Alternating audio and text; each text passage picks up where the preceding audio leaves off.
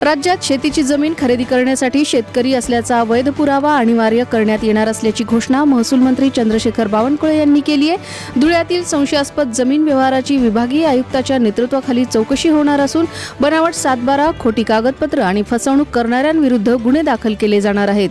त्यासोबतच सर्व मुद्रांक अधिकाऱ्यांना जमाबंदी डेटाबेसचा थेट प्रवेश देण्यात आला असून जमीन नोंदणीवेळी अर्जदाराची शेतकरी स्थिती व मालकीची पडताळणी करण्यात येणार आहे। मोशीतील वेस्ट टू एनर्जी प्रकल्पातील इमारत दुर्घटनेनंतर सुरू असलेले बचाव कार्य तब्बल 81 तासानंतर पूर्ण झाले।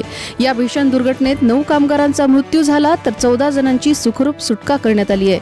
मुसळधार पावसामुळे कचऱ्याचा प्रचंड ढिगारा प्रशासकीय इमारतीवर कोसळल्याने ही घटना घडली होती। दरम्यान इमारतीच्या बांधकाम परवानग्या, कचरा व्यवस्थापनातील निष्काळजीपणा आणि संबंधित अधिकारी व कंत्राटदाराच्या भूमिकेबाबत गंभीर प्रश्न उपस्थित झाले असून या प्रकरणाच्या चौकशीकडे सर्वांचं लक्ष लागले।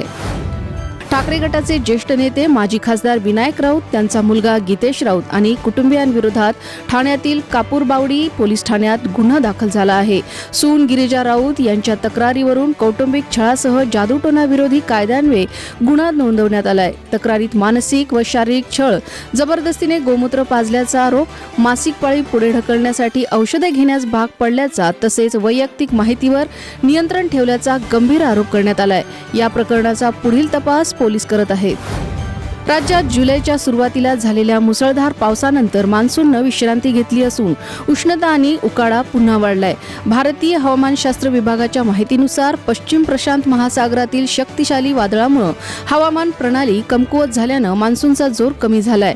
घाटमाथ्यावर 500 ते 600 मिलीमीटर पावसानंतर गेल्या 24 तासात अनेक ठिकाणी पावसाची नोंद जवळपास शून्यावर आली आहे। पुढील 5 ते 6 दिवस राज्यात मुसळधार पावसाची शक्यता नसल्याचंही हवामान खात्यानं स्पष्ट केले।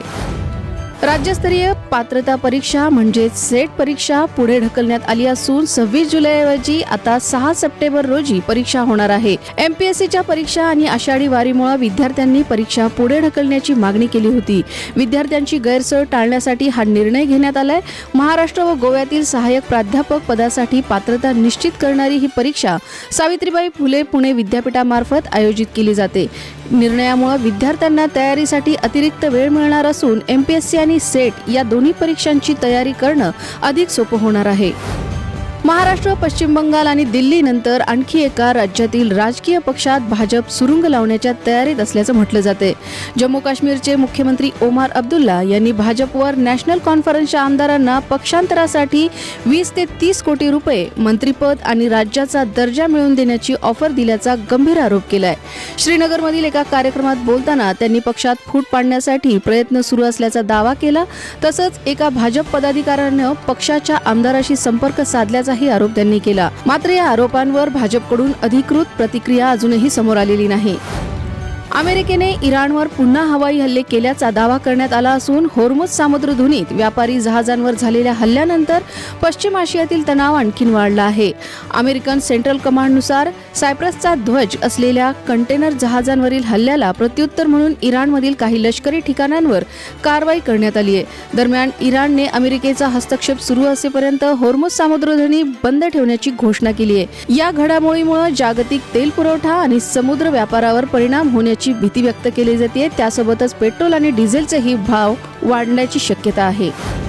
चीनच्या गुआंगशिंग प्रांतातील भीषण पुरामुळे मोठे सर्प प्रजनन केंद्र वाहून गेल्याने कोब्रासह हजारो विषारी साप मोकळे झालेत। पुराच्या पाण्यातून हे साप रहिवासी भागाकडे पोहत असल्याने नागरिकांमध्ये भीतीचं वातावरण आहे। सापांना पकडण्यासाठी 10 तज्ञांची विशेष पथक तैनात करण्यात आली असून जाळी आणि अन्य उपकरणांच्या मदतीने शोध मोहीम सुरू आहे। प्रशासनानं नागरिकांना घराबाहेर न पडण्याचे आदेश दिलेत। दरम्यान पुरामुळे गुआंगशी प्रांतात आतापर्यंत 26 जणांचा मृत्यू झालाय। तसंच या सापांचा पुरामध्ये वाहून जाण्याचा व्हिडिओ सध्या सोशल मीडियावर व्हायरल होतोय। इंग्लंडने अखेरच्या T20 सामन्यात भारताचा 56 धावांनी पराभव करत 5 सामन्यांची मालिका 4-0 जिंकली। 5 सामन्याच्या मालिकेत एक सामना पावसानं रद्द झाला तर 4 बाकीचे सामने इंग्लंडने जिंकले। दरम्यान कालच्या सामन्यात जोस बटलरच्या 131 आणि हॅरी ब्रूकच्या नाबाद 95 धावांच्या जोरावर इंग्लंडने 257 धावांचा डोंगर उभारला।